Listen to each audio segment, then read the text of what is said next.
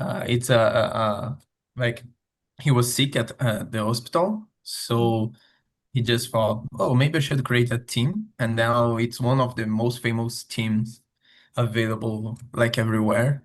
So yeah, And did he get better? yeah. Okay, all right. I know this team is like available for a lot of stuff. So if you go to the web page, draculateam.com, you see like there is this team for everything. Wow. Dracula theme for 400 plus apps. Oh my gosh. Oh, this Yeah, rocks. Wow. it's huge.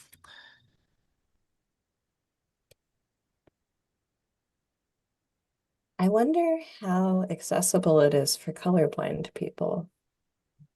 I think it's accessible because it has like variations Yeah. for specifically this kind of thing. Get it for Firefox. Yeah. So what I did was basically like apply to everything on my OSs and By the create a way, we wall. are actually live now, it turns out. Oh, Oh, cool.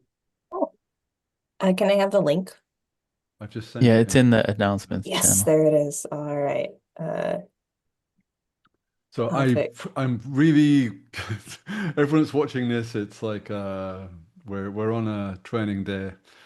So We are live. Hello, everybody. Hello. Um, Welcome to Apropos, the Clojure show where every week it takes us 20 plus minutes to get things set up. And we talk about Clojure too. So today on our panel, we have Mia, Hi. Ray, hello. I'm Eric. Hello. Oh, and that's the other Eric. Ah, He's our special sorry. guest. I know it's going to be confusing for both of Yeah, us, I it's gonna be. think. We'll have to manage somehow.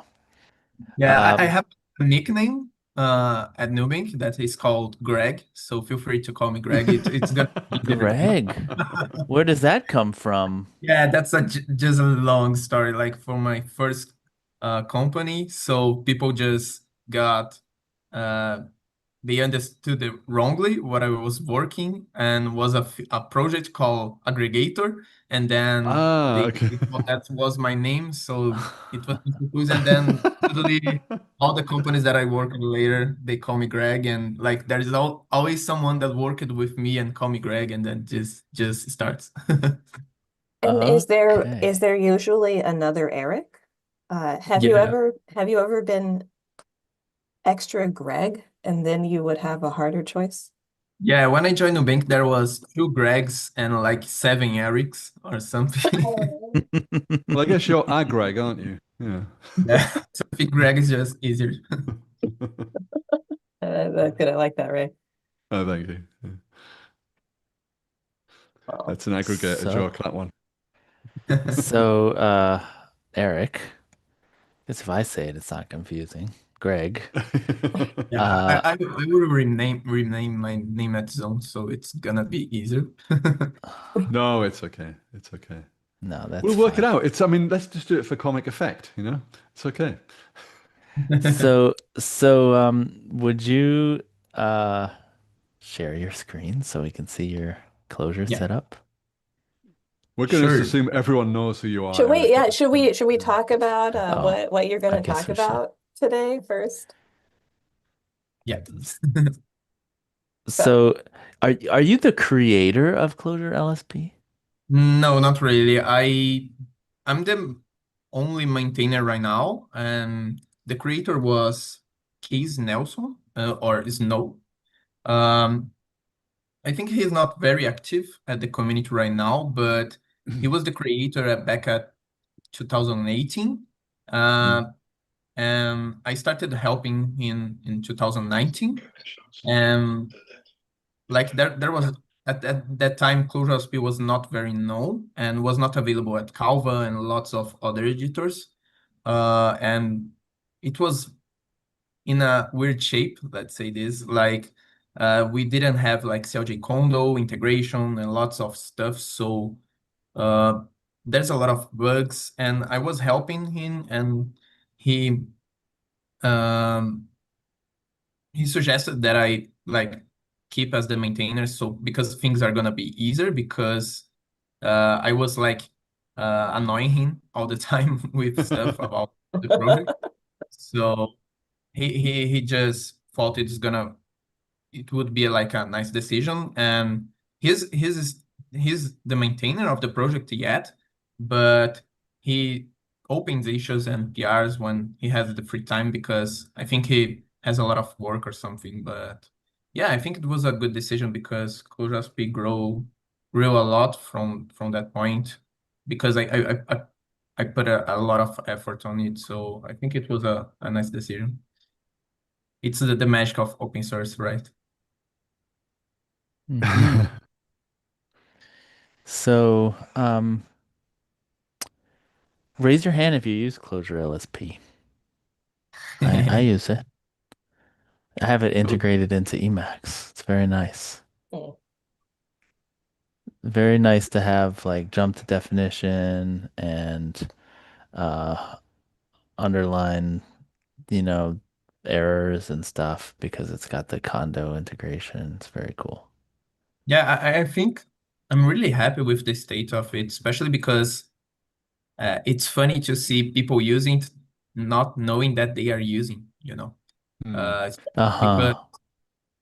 mostly new Clojure people, like newcomers, they install Calva, which is a really awesome plugin for VS Code. And Calva already ships and bundles Clojure LSP inside, which bundles CLJ Code inside as well. So most people don't know about those things, Hmm. but that's the magic of it. They just work, right? So Hmm. yeah, it's really nice to see that we had like smart defaults and all this. Like one plugin that downloads another install and makes things work. So yeah, I'm really happy with that. Okay, so Cool. if you're using Calva, you have to raise your hand because you're using Clojure LSP. So It's true. it's all right. Let's see what you're working with. Let's see your setup. Yeah. Um, so let me share. I don't know exactly what you want to see, but there's a plenty of stuff to tell and show. So I think it's important to mention that I use a strange OS. So I use NixOS, which is a derivation, distribution, a Linux distribution of immutable functional programming language, which is Nix. I can choose this one. I think this is the web page. Oh no, Nix. Wait, we No, don't the see It it screen looks like yet. sharing doesn't seem we're to be not happening. okay. All right, I see it now. I Uh, see it. Oh, it's no, it's are still you seeing black though. Yeah, so it says you no. started sharing, but we're not seeing anything. Oh no, everyone, this worked. We tried this. We did test it. We tested this. We tested this before we went live. Let me try again. Yeah, Yeah, try this it is again. the one of the things that are you seeing right now? My Mm, Emacs. okay, it's gone away again. No. Hmm. What It's weird happened? because it feels like your end is like the network is a bit off. Yeah, I think that there is a known issue that I know with my Zoom, which is it allows me to share once, but if I stop and share again, it stop working. Oh, well, Oh, that's so what if you test happened. it, then you, Oh oh no. no. Yeah, but that's okay. I can just leave the meeting and join again and should work. Yeah, let's do that. All right. Okay, let me try. We'll hold our breath. Yeah. This is real life, folks. This is we're not It worked. rehearsing these, It worked. We had it work. We had it Yeah. working. It worked on our machines. But apparently that was the problem. Apparently the problem was we tested it first. That's right. Yeah. If you test it, then you think it works, but it won't work the second time. That's hilarious, isn't it? Uh, hello. I used to run Skype on Linux, and I could get one call and then it would crash silently. So it would still have the icon showing, and so Ah, I would think I was still connected, but no one could contact me. look at There we All that. right, go. We we're in. see We're it. in. We see it. All Okay. right. Okay. So I think I What a weird bug. Yeah, okay. should just not stop sharing. Yeah, This is just the keep it up. year. This is the year of Linux on desktop. Yeah. Also, I'm like I don't have a monitor separated. Like I just use it to use a notebook, so I'm not seeing you, but I can hear you clearly. Okay. Oh, okay. Uh, yeah. So So you're this, using Nix. yeah, it's a really nice operation system, especially because it's declarative. So Hmm. I have my whole NixOS and all my stuff on my dot files. So I can see that all my whole operation system is hosted on my GitHub. So like I have All right. all Okay. everything that I needed on GitHub. Like I already changed laptops sometimes, and with a single command, usually I have the same thing running again. Oh, And Oh, that's nice. that's so nice. Wow. yeah, Hmm. this is So the you have magic. to remember to like update you have to push to Yeah, GitHub before you yeah. your computer dies or something.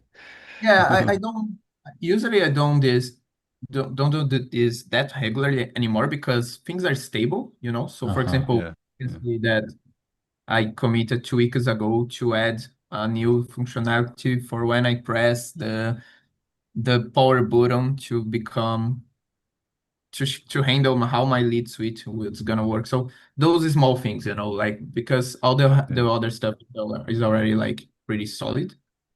And and here I can like have everything from since like my NixOS and a lot of Linux stuff like my window manager and notification handler. My Emacs, my whole Emacs is versioned here as well. So yeah, I'm pretty happy with that. I started that when I joined Nubank in 2019. Hmm. And I started using NixOS from there. Before that, I Mm. used Debian. And I'm Mhm. pretty happy with the state. Like NixOS already saved my configuration a lot of times. So yeah. Mm. All I Sure, right. guess the no. nice So thing about NixOS is you can just experiment, and then if things go horribly wrong, you just roll it back. yeah, that's the magic of it. Like Yeah. you have like I forgot the name, but it's like release versions. So you can Mm. just switch to a version. Oh, it's not working. I can just roll back and things start working again. So Mm. Hmm. uh, it's pretty nice. Yeah, I can That's even show cool. an example of that. So for example, I have different hosts. So my different notebooks, like my different Asus and Dell.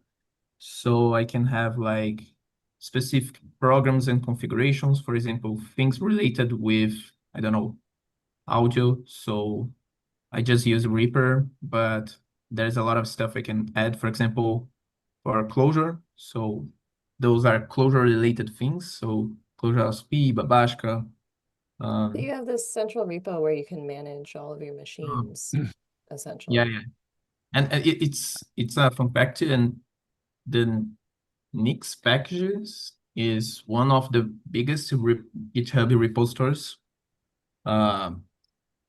with like packages, so even bigger than Arch Linux and Debian and Ubuntu. So Mm. people are like maintaining this all the time. So you can see like the whole derivation from here. So for example, if you go to Babashka, you see how it builds Babashka from scratch. Um, Oh, nice. So that's the thing about Nix is like immutable. So things are built from scratch. So you won't have like difference between an NixOS and the other mostly because things are like always pure, you know, just like Clojure. So Hmm. I think Yeah, this is are you a a contributor whole to Nix as well? yeah, I'm maintainer of Clojure LSP, of course. There are other packages like I think I'm not sure if Babashka was the one that added, but I don't think so. But um, I don't know. That is all other packages I'm maintaining. There's a way to see which package you maintain, but I just don't recall right now. But it's not that hard. And that they have like bots that do the migrations automatically. So yeah, it's pretty nice. Anyway, just to mention that I'm using this. So my whole Emacs configuration lives on my .file. So if you're curious about that, you can just, for example, go to .config and Emacs. You see like Use Doom. Yeah. Uh-huh. Yeah, that's the nice thing about my files. It's like a mirror of my home um, directory. So like git ignore, like the same things you have on your machine on your home folder. It's the same things that you see here. So Yeah. it follows the hierarchy. It's easy to like understand. Okay, so but I can show on my Emacs. So I mostly use Doom Emacs because when I joined Nubank, I heard there are the two kind of people at that time, which was the curse with people and the Emacs people. And I found the Emacs really powerful at that time. I didn't have an editor at the time. I was mostly using VS Code, and I found really powerful what you could do, especially with the REPL. And I had this mind switch of like using Emacs for everything, like how everyone starts thinking after using Emacs. Mm. So now I use for everything related to programming, even like managing stuff. Maybe someday I'm gonna switch my window manager from Hyperlane to Emacs as well. Uh, and yeah, I started doing Emacs especially because I had a coworker that was using, and I found that like the vanilla Emacs was like really complicated stuff at that time. But after I started doing Emacs, I started to like really contribute to open source projects. And one of the projects that the first project actually that I started to contribute was LSP mode, because I was coding Clojure, and one of the things that I really needed at the time was LSP stuff, because the REPL was really nice, but it also bothered me that I could not see, for example, this stuff like the references, or for example, when I hover over a var, I want to see in my editor where it's being used, or if I write something wrong, I wanna get like diagnostics, because I came from the Java world and I was using Eclipse at the time, and like the Java static stuff is really good. It was really good on Eclipse, even better on IntelliJ. But Clojure, we didn't have that. Like we only have the Apple to evolve stuff and see the issues. So I started to research what approach we had, and then I found Clojure LSP. And I think there was at that time there was Clojure LSP and Joker, which is pretty similar to CLJ Condo. But like LSP had uh, an idea behind, which is I always show this. What is the image? Oh, I don't have the image. Maybe I have in some talk I gave. Let me find it. Mm, Probably no. Yeah, I don't have the image, but it's like a comparison between uh, like editors and programming languages, and like how you can implement in a single place and offer to the same language, to the same editors. So I just thought it was gonna be a good thing to have Clojure LSP running, but I realized that I was missing a lot of stuff compared with Java and stuff. So that's why I started to contribute and talked with Case Nelson and like start to maintain it. And it was really nice to add a lot of things. Like we didn't have a web page. We didn't have when I joined, actually Clojure LSP had 200 stars, and now we have like 1,000, more than 1,000. So it really had adoption, so we made Mm, it better. mm. Pretty happy So, with. help me understand, what is the relationship between LSP mode and then the LSP itself and then closure mode? Yeah, that's a really good question. I think I can start a draft through here. So uh, when we talk about LSP, we are always talking about a client and a server, because the LSP is basically a protocol. It's nice um, to open it. So this is the protocol that Microsoft created um, for VS Code. So And the what is a pro? protocol is kind of like it just looks, I mean, to me it looks like a simplified HTTP. Yeah, it's basically focus on editor things, Mhm. because having using HTTP, they would need one. You don't really need to. You could have like something like localhost or something and use HTTP, but the thing is, you need like an API definition, right? So Mm. you need Mhm. like strict things, like strict structures, like to mention about all the features. So if you go to language features, you can see like a lot of stuff, a lot of features. So when I joined, there was like 1/3 of these things, and it just increased. Um, Mm. but yeah, I think it was a good way to like define what is the client and the server. I don't know about the content, like if JSON was the best or things like that, Mhm. but I would say it's working really nice. And I actually create other projects like Echo using the same idea about a protocol and the same idea about having like the client and server. And I would say it works really well. Of course, it's not perfect. Like we had issues like, what about, okay, LSP supporting 100 languages, but what about Clojure that has this specific thing? How do we Mm. support it, right? So Yeah. I can show examples of that. I think if you go to Clojure LSP, you have like there's a lot of features, and one of them is I don't know, let me check if there is a that I can show. There is this one.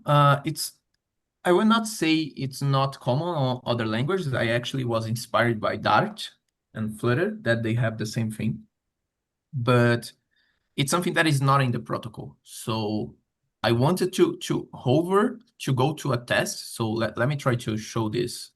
So let's open a test in Clojure LSP. For example, I don't know, this one.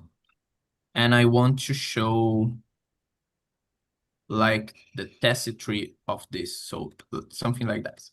So you want to see Mm. like, all the dev tests and the testings Mm. inside the dev testing, so you can um, like give an overview, right? So you can understand what is going on. And some tests usually tell a history. So sometimes you have testing inside testings. So especially with the given approach. So was a feature that it was pretty common on Dart when I was coding Flutter, and I wish to have this in Clojure. And but we didn't have like a protocol for that, right? So Mm. the way LSP solves that, it offers uh, it doesn't tell to you, like we have like the basic message structure, which are the base protocol. So like the header, the contents and stuff. And you can have like extra capabilities. So if you go to when the client and the server starts, they tell what capabilities they support. Ah. So yeah, so Clojure LSP like tells, I think I can show where exactly it shows. I think it's somewhere. No, not really. I think it's test something for this test tree.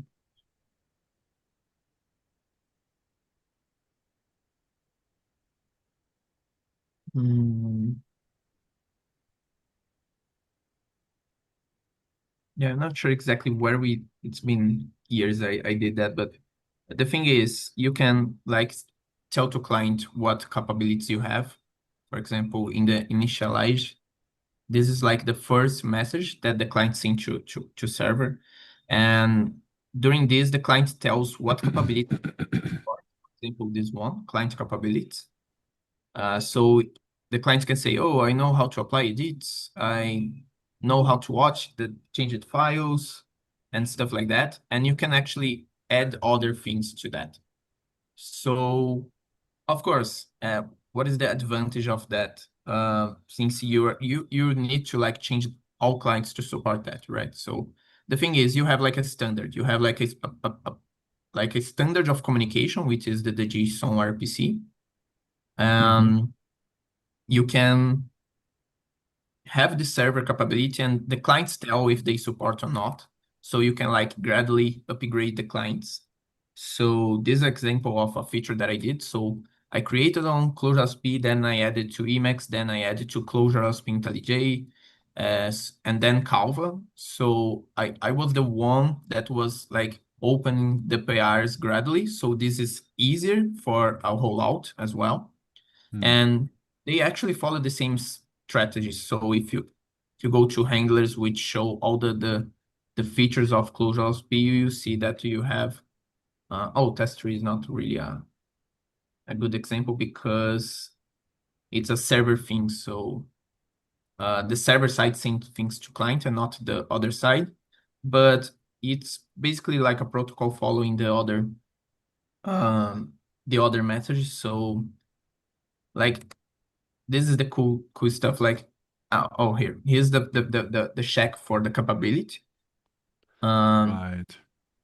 Yeah, so it's just all using the same like structure, and that works really well. So it's pretty easy to add things. But yeah, the protocol is not perfect. There is some gaps like that, but I would say like all the other stuff that fixes it's really worth it, you know. Like it was really like amazing to me to see that when I joined Clojure, there was no standard for anything related to editor. So some people are using Emacs with just running stuff on CLI, and other were using Cider, and other were using Cursive, and there was Calva, but Calva didn't have static stuff. So each one was doing its own way, and I'm pretty happy to say that most editors now use Clojure LSP. Even IntelliJ that always blame LSP is now officially supporting LSP. So like it became a really good standard, you know. Um, but yeah, So the LSP is like, does it parse all the files in the project and like watch them for changes and yeah, that notify the editor when stuff changes, that kind of thing? Yeah, that's the nice thing about the protocol as well, because the protocol says you need to support those features. So you need to support how to go to a definition, but it doesn't tell how you should implement this, you know. So each language server decides that, and it really varies. Like for Flutter and Dart, for example, they embraced a lot LSP, so they ship the LSP inside the Dart CLI itself. Mhm. So new language like Rust, Rust actually took a little bit longer, and they are not really shipping with Rust, but Dart and Flutter, they have the LSP like built in, is part of the Flutter team to support it, you know. Um, and this helps a lot because the creators of the language like builds and shapes how the AST works, right? So this becomes way easier to do. The way it works for Clojure, I would say it's not ideal because it could have something inside Clojure or ship it or built in Clojure to offer this AST. But the way it works is basically like, I think I can continue in my drawing with something like how the server works. So we have like Clojure LSP, And Clojure LSP delegates to CLJ Condo, which delegates to rewrite CLJ, a lot of stuff. So the way it works for Clojure LSP is you have some methods. For example, the initialize one, which I mentioned, it's like the most important one. And the initialize, is it? Initialize. The initialize is where Clojure LSP starts to like analyzing all the projects. So the most important thing that you get from initialize is like the project root. So the clients need to pass the workspace. What is it? The workspace folders. So with that, Clojure LSP can already start working. So basically, Clojure LSP checks the workspace root and tries to know what kind of project it is. I think we have it startup. So there's a lot of stuff that happens, but the most important thing is understand what kind of project it is. So it will delegate to a namespace, which is the class path1, which will do this kind of thing, which is check what kind of project we are talking about. It could be multiple projects. So it basically saying, oh, if it's a depth project, it has a depth, it will use this command to get the class path. So it will spawn this Clojure process, which will result in something like this. So which will return a class path string. And with that, we call CLJ Condo, passing all this plus actually only this because it already includes the source paths of the application. So like source and test and stuff. And CLJ Condo will then analyze this. So CLJ Condo has a whole feature called analysis, which was introduced in 2021 or something. So the analysis is a whole feature of CLJ Condo, which is, all right, so since CLJ Condo had the diagnostic stuff, like the findings, it already had the brain to have this analysis stuff, right? So what Mark did here was basically expose those things in an API in a way, in structures which we could have consumers, so something like this. So it passes the file and enables the analysis. So you could get, for example, what are the namespace definitions of this file, the var definitions, like all the functions and private functions, and all the users. So someone is calling the namespace the function inc, passing those things. These are the lines. So it basically analyzes stuff using rewrite CLJ and its nodes.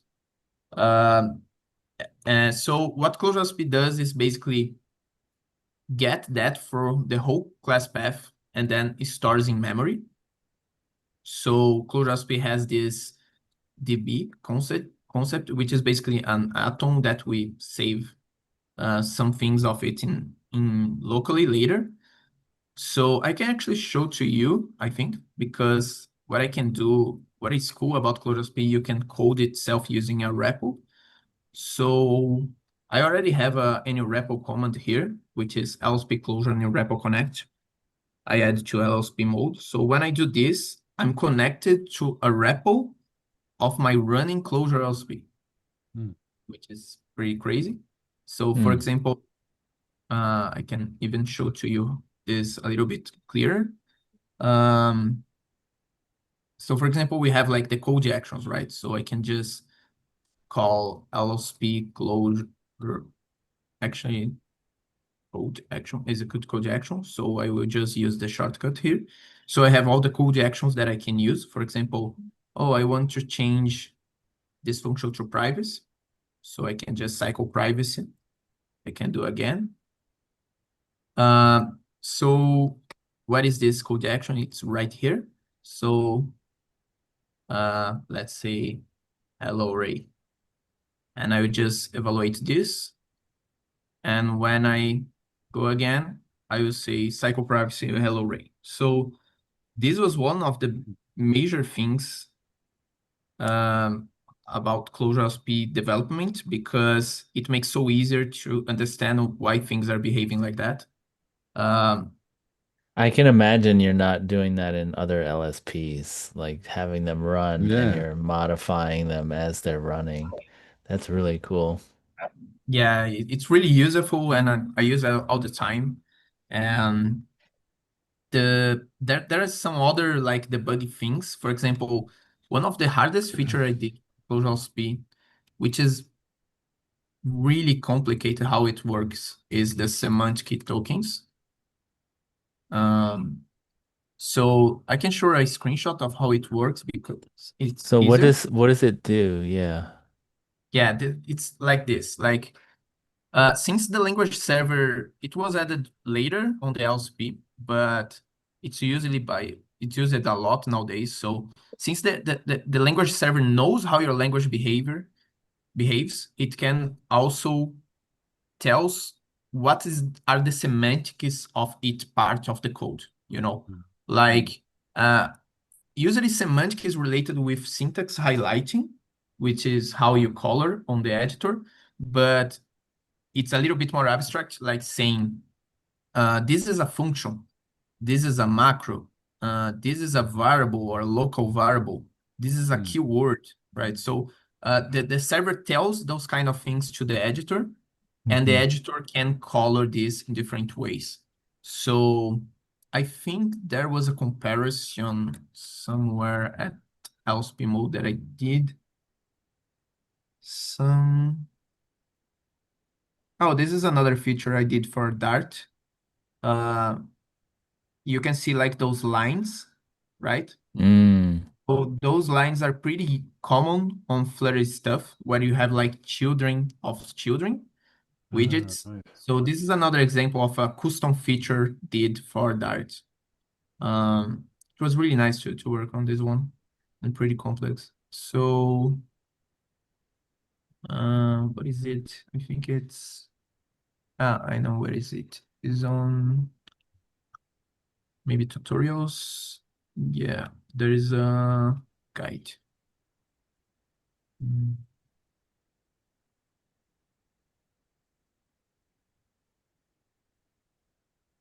Yeah, I don't know what is there was like an image comparing like with tokens and without tokens, but it's basically like Eric, you mentioned about what is the difference with Clojure mode, right?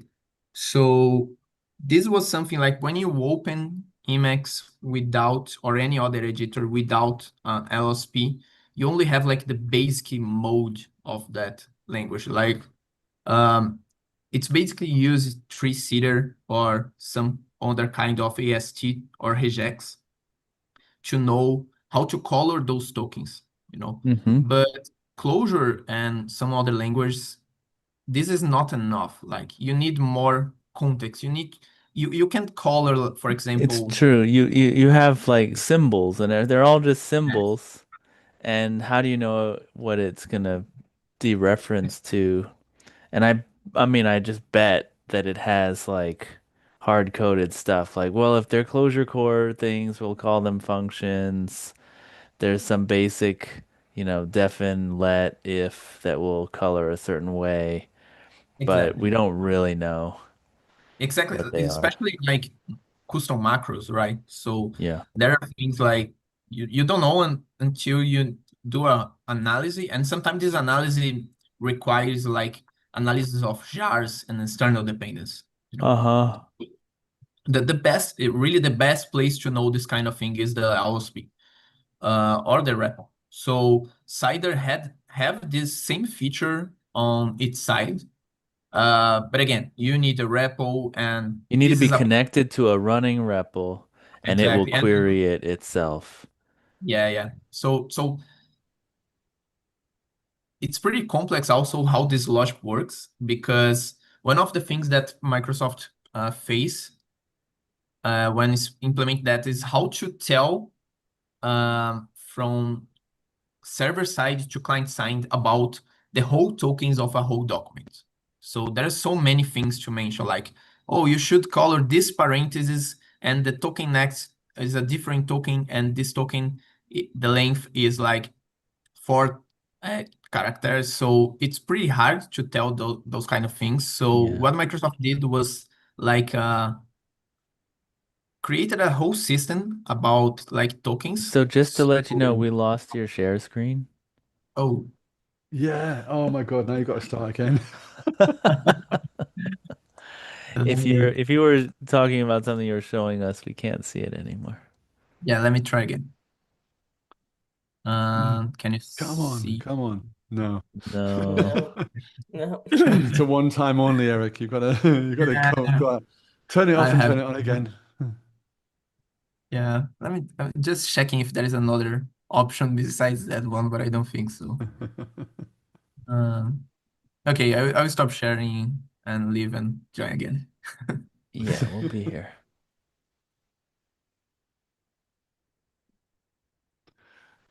Well, that's amazing.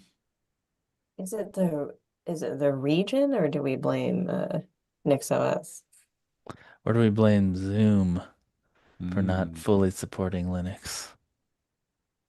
Zoom, if you're out there, do a test where you share, unshare, and then share again. Not Come just the on, first Zoom. share. Yeah. Okay, let's try. Is that working? No. Oh, really? Yeah. Yeah, I don't see it this time. This time I didn't force quit Zoom. Let me try again. Right.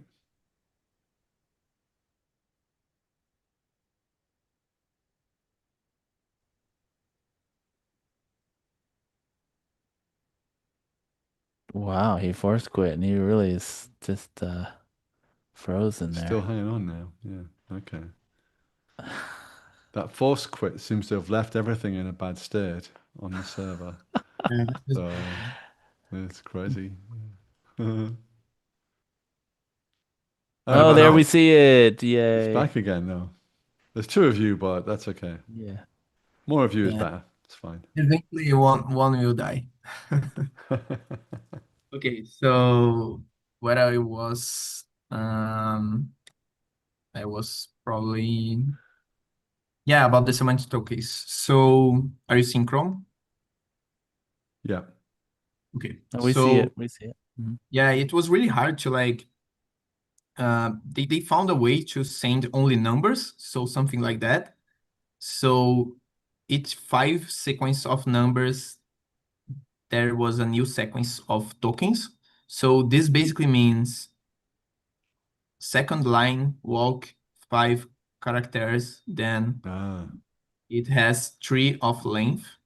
Then you Oh. then you color with this token 0 with the modifier 3.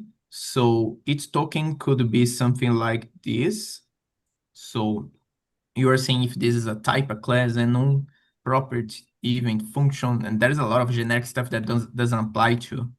Mm-hmm. uh, to other languages. And then you have like the modifiers. So But it could be, it's a great use for partition. yeah, there was multiple ways to solve this. I think they realized that later because they started to deprecating stuff and create of other like ways. For example, Mm-hmm. we will have like the full semantic tokens or like the range just when a select text was changed or something like that. But even so, it worked, and it's how it works mostly for all languages. But it was really pretty hard to implement. So all of that because if you go to Clojure LSP, you see like um, the whole semantic tokens. It was I think it was a really good implementation about that because it's all function and pure. So it's pretty simple to test. It's basically like pure function. So you can, for example, go to the tests of this. You see something like this. So say I have this Clojure code, I would expect this kind of tokens.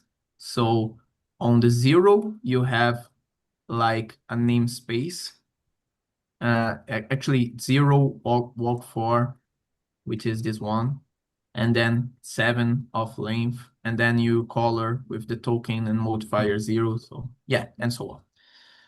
So yeah, other stuff that I created related to this debugging stuff was related to this semantic token. So I can just LSP Clojure serve cursor info, which I even have a keybind for that. So I can just I can just check it, for example, on this cursor, what are the semantic tokens that we are returning? So for example, this kind of code, it has 3 tokens.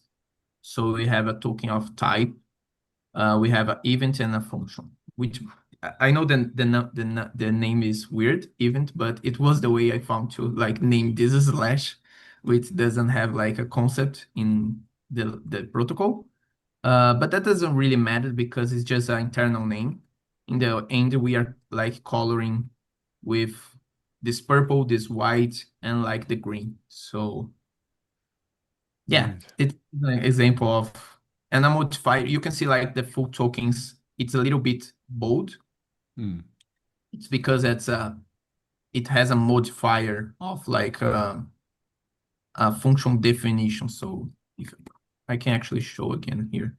So yeah, we have the function as the token type and the token modifier as a definition. So it colored like that. So just to give an example of this working, I will go to the semantic tokens and change that. So I will, for example, this is pretty hard code, so not sure if it's gonna work, but let's try. Let's see where is this live. So we have like a var usage element.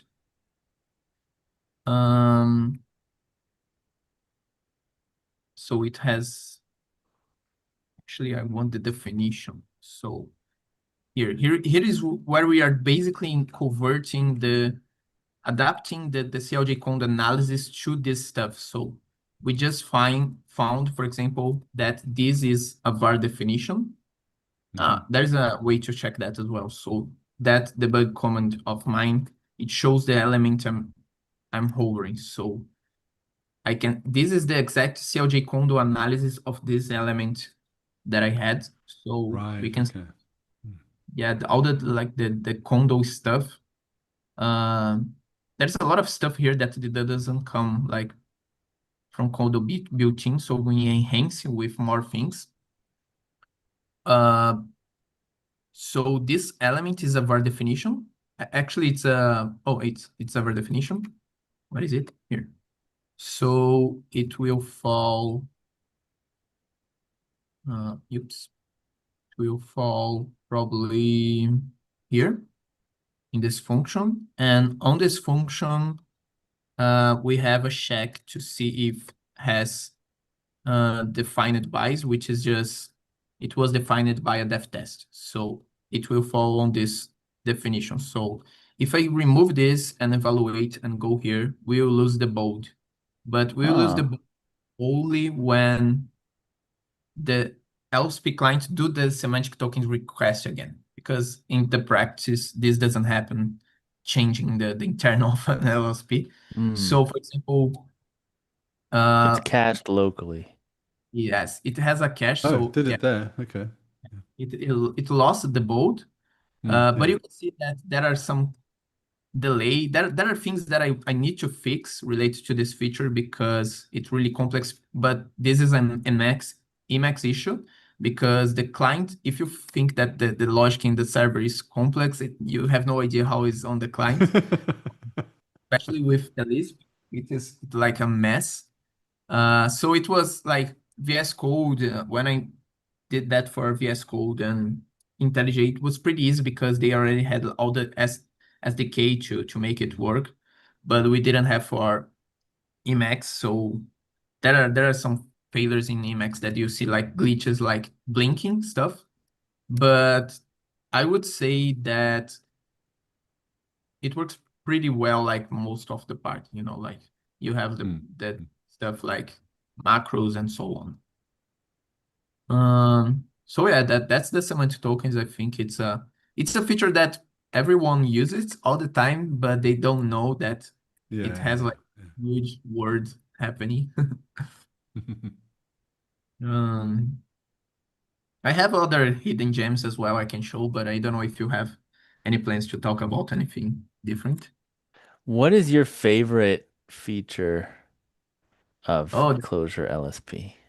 that's a good question. I would say semantic tokens is one of my favorite ones, but there is I think there are two features that I really like. Um, one is the call hierarchy. So this is I consider this as a hidden gem because most people don't know about it. So for example, let's start with this one. So I'm on this function right here. Yeah, code lenses is another one. I really love code lenses. It was Mm. one of the things that uh, I was really happy to see it working when I did was this one because I came from Java and this was pretty common. And then I saw this one and it's so stable and works really well. People love it. Like you can see the reference and now the difference like with the test and so on. So it was really nice. Um, so the feature that I really like is call hierarchy. I don't know if you know about it, but it's been there for a long time now, uh, and was a really fun feature to implement. Like, for example, I'm on this function and I see that it has a reference, but I know that the reference has other reference to other functions, so I can't see right Right. now like the whole hierarchy of calls, right? So Right. I can just call it, call hierarchy, and a buffer will pop with like the Oh. users of this. So I can see there's a lot of tests using, and I can actually expand this call and see the whole uh, callers. That is this case of a loop because you have like uh, Mm. some kind of recursion happening. Recursion, yeah.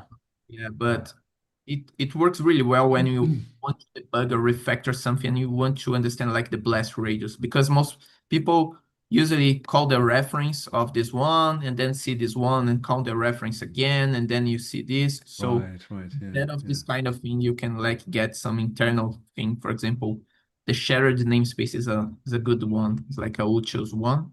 So for example, I want to see all the hierarchies of this one. This one is pretty extensive. So I can call Yerk and you can see like lots of place calling and you can like have a notion about what you are refactoring. So imagine I would do a refactor on this function, all the callers would be affected and I can understand like what features are gonna be affected and so on, you know. So, and this is called inbound call Yerk because you have the other side as well, which is uh, outgoing. I think it's outgoing call Yerk. So, for example, say I'm on main of Clojure LSP. So it's pretty like it's the start of the process of the Clojure LSP process, and I want to see this one. I can just I think this is the shortcut. One second. Yeah, so I can see what functions this function will call. So inside this function, we will have like other functions, and I can just go from outside to the internals of Clojure LSP, you know. It's Cool. more hard to use, I would say, not that usual. But it's pretty nice, and it was pretty easy to support this other way around. And it's really clever how this whole call hierarchy feature is implemented because it's lazy. It's lazy actually. So the way it works in the protocol is when you call hierarchy, it just requests the reference for this one. And when I expand, it then do new requests for this other tree and so on. So this way it avoids like loops, like I mentioned about the recursion.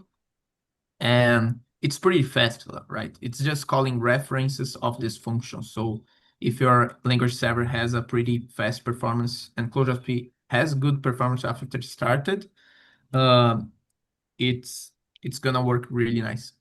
So this is one of the features. And the other one that I consider as a reading gen as well, and I really like it, is it's more recent. And I wish we could like tell more about people about this one. Which I know Calvas uses more this because the UI is easier to find, but at least on Emacs it's called LSP Clojure Show Project Tree. So this one is a custom feature, pretty similar to the other ones I showed to you. And it's almost like an IDE thing, like an IntelliJ thing that shows the project, the source paths of the project, and like the external dependencies. So all of this is done with LSP only. Mm. So since Clojure LSP knows the whole project class path and so on, it can like you can have visualizations like that. For example, I can go to a source path which has some namespaces, and inside the namespace I can see like the private vars, definitions, the defs, Mm. and So or you get the structure of the namespaces as well. Yeah. exactly. Yeah, you have the internals of the namespace, and I think really useful to know the external dependencies as well. So I can do the same thing, for example, for I don't know, edamame for Barkdude. From Barkdude, we can actually see the namespaces and see the functions of it. Of course, because it's a Clojure one. If we go to a Java one, for example, I don't know, transit Java, you see only the classes. Mm. Um, But yeah, it's really nice. Sometimes you just want an overview, and I know some people use, for example, I think IntelliJ has this concept as the default. So when you open a project, you actually have a visualization like this, Yeah, and definitely. Yeah. Mm. Yeah. not like this, you know. Yeah. So yeah, it has its users. But yeah, I think those are the two favorite things. There's a lot of stuff actually, but um, there are a lot of hidden gems. For example, custom linters are a really amazing feature about you can code your whole lint stuff, and we use this a lot at Nubank. For example, tell what is a function that is missing a unit test because or Ah. an integration test or something like that. You can actually there is a crash at Nubank. We had an issue some years ago about you probably had the same in the past, like using Java, like this notation and something like that to format strings, right? Yeah. So you can format date times, and I didn't know about it, but this notation versus this one had difference, and they behave differently. Mm. And we had a crash about this because in the app we are showing the previous year. I don't remember the exact difference, but there was a real corner case, and we had like bank transfer receipts showing the wrong year. So you can Ah. imagine how Oh yeah. that was. So how you verify that we don't have this on our code base, or you avoid this kind of things? So what we had, we created a custom linter for that. So we get this blocked on the on the CI. So uh, you can see that here I have nothing, but if I go to a Nubank project, which has this custom linter definition inherited in Nubank libraries, you see like a diagnostic saying you should not use this notation because of blah blah blah. So That's really nice. Yeah. you can Yeah, see. that kind of thing really helps. Because you're Yeah, right, you can't catch it. You're not going to go through line by line looking for why, why. Mm. But you can have a linter, it'll catch all the existing ones and any future ones. It's Exactly. really nice. And we have Yeah. in Bank I think more than 10 custom linters already, like checking special stuff like this one. So it was really nice. Yeah, so and we have another linters like CLG Condo. One thing that people usually ask me is the difference between using CLG Condo and Clojure LSP. That the major thing about CLG Condo that um, it doesn't know about your project structure. So it doesn't know about the class path and the source paths. So it just knows how to link stuff, link files and directors. So there is no way, for example, to know about cyclic dependencies in your project. But ClojureSP has this because it has all the analysis, right? So the same thing Yeah. about different alias. So this is a linter that you can enable, for example, to say that you have the same namespace enabled somewhere and required somewhere, but with a different alias, you know. Mm. So it's not like following standards. And the same thing for in-usage public vars. So on top of the CLJ Condo linters, ClojureSP like have others and CLJ depend integration, which is another project to like enforce namespace structures. Like Nubank, for example, uses the orthogonal like structure of namespaces, and this helps a lot. So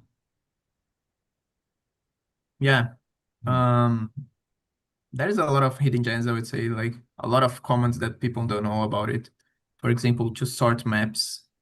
I don't know if a lot of people know about this one, but you can sort a map, and you have different ways to sort it as well. It was a really hard By bit length, for me. in this Yeah, case, length of the keyword. yeah. I think this is how we use in this project, but you have a lot of ways to configure. Um, the comments are really good, like this is I think this is a really good one that all people that use LSP should be using, which are the code actions. So Clojure LSP has a lot of commands to do stuff, but I see a lot of people using manually. So for example, the person goes here and then calls, I think there is LSP Clojure extract function. So I do a name, I give a name, and for example, I got a error. Why? Because some commands expect some specific stuff. I don't know what this one. We had an issue with this one. I think that I used a bad example. Um, for example, the sort map is a good one. Like this is not a map, so doesn't make sense to go and call sort map. YouTube will do weird things like this one. Oh, So right, yeah. the best thing to do here is delegate these things to code actions. So code actions is just a single entry point to show to you all those commands and the ones that make sense for this cursor, you know? Right, okay, that makes sense. So I don't have sort map anymore here because I'm not Sure. on a map. You're not on the map, And yeah. yeah, so the same thing so all those comments that you see here, they already like check it here, and usually you have like better string naming also. So create test for this instead of calling LSP Clojure create test, etc. So I think code actions is a pretty useful stuff. So I use all the time when I'm coding. So oh, I know I need to cycle this function privacy. I quickly type code action, cycle it, and hit enter. So like this. So it's pretty easy to like go and call a function. So for example, I'm here. I have in line. What is it? No, I think it's not working By for the way, when. Eric, I feel like you could go on demonstrating features for the next 3 hours, I know. which is really amazing, There's so but much cool stuff. yeah. Yeah, there's a lot of cool stuff. Yeah. This is one thing one Go of on. the things that I consider what I should do in the rest of the year related to Clojure LSP, like how we can improve the awareness of a lot of features, you know. Mm-hmm. Because there are so many things that people don't know about it, you know. For example, a lot of people don't know about the API part side of Clojure LSP. So this was something that I did um, thinking on like I wish I could extract things from the Clojure LSP. Like I always look at this DB and it has so many things about my project and it just lives on my editor, you know. I wish I Mm, could mm, just query those stuff on a ETL or mm, Databricks or So, something. so you're talking mm. about like I want to walk my namespace hierarchy and find vars that maybe are dynamic vars. And like Exactly. you could write something like that because Clojure LSP already has analyzed your whole project.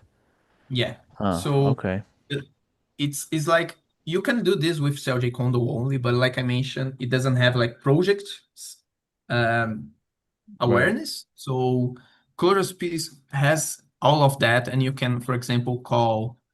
I actually have it here. So you have some things that you could call. I have just a Clojure one. It's not a GraalVM one, so it's a little bit slower. But you have like the dump feature. So maybe I have in my history Clojure speed dump or something. For example, I think this one will work. Probably take a while, but this is gonna basically start Clojure speed in a CLI, and then it will do this. So it's like Oh, wow. dumping the whole analysis of my project. And this is gold, you know, like you can have so much information from this. Like, for example, at Nubank, we are creating something using this, which is like checking if a library is having breaking changes, you know. So Mm, how you know if a library is causing breaking changes? So you can, for example, dump the analysis, check if checked arits. So now, for example, say we had this function with two args. So I can, if I do this and this function is public, I now cause it a breaking change of my library, right? So we right. can dump the two analysis and compare them, understand this. So Understand what's um, changed. Yeah. yeah, it's so Mm. valuable. There's a lot of stuff you could do with those information. That's really cool. We are at time, so we should start wrapping up. Yeah. Is there anything that you would like the viewers to take away? Should they like I mean you were talking about like all these unknown features, like should they just go read the features page? Just know Yeah, I what's think there? that's a good recommendation. I mean, Yeah. I created this web page and all this documentation from scratch. We didn't have any AI at that time. And I put a lot of effort to document all those stuff. So my Uh-huh. suggestion would be take a time to read all the things that you could do on your editor. Mm. And yeah, that's a good suggestion. And let me know if there is anything to improve here, especially Okay. with so many features that change. It's probably not the best way to see. So we can improve this web page probably. But yeah, I think If you're a I, Vim user, do you have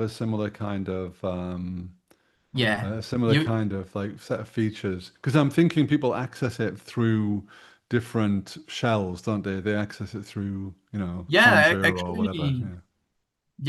actually, all the clients like Vim users also have all those features and the same things because the NVim they follow the LSP protocol, so they have code actions and all those stuff, so things will just work. And the same thing for Calva and IntelliJ, so you see the same thing. So yeah, that's the magic of LSP. Yeah, you get parity everywhere. Yeah. Yes. Nice. Eric, Awesome. thank you very much. Yeah, Yeah, thank you thanks. so This was much. awesome. Yeah, Yeah. thank you all for your time and for the invite. It's really nice to talk about those things and how they evolved. So I'm pretty happy to see people using it. There's a Well, I lot think you've there. had a massive impact. Yeah. Yeah, I used it every day. It's really cool. Yeah, awesome. Thank you, folks. All right. Thanks, everybody. Thanks All for right. watching. Bye. Thank you so much for joining Yeah, us. thank you. Cheers, See ya. Matt. Bye. Bye.